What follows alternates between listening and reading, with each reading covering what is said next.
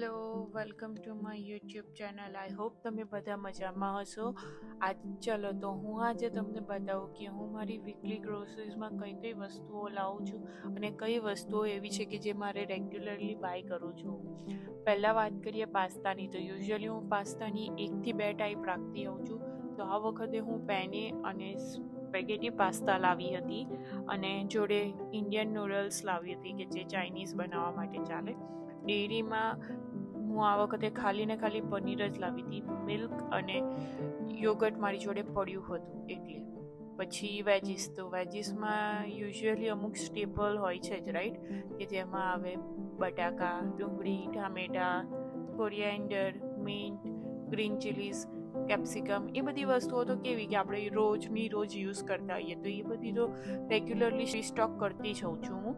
અને જોડે આ વખતે મને કોર્ન, ક્યુકમ્બર્સ, દૂધી, મશરૂમ, ગ્રીન કેબેજ એ બધી વસ્તુઓ સારી દેખાઈ હતી. અને મેઇન બિલકુલ ઝુકીની.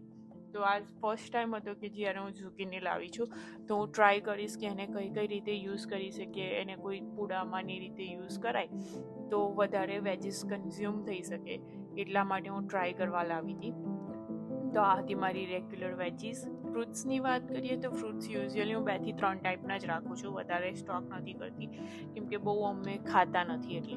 તો આ વખતે ખાલી ગ્રીન એપલ અને પેર લાવી હતી. ઇન્ડિયન આઇટમ્સમાં અમુક વસ્તુઓ હતી કે જે પતી ગઈ હતી, તો હું એ મેં રીસ્ટોક કરી કે જેમાં આવે મગની દાળ, પૌવા અને ચા.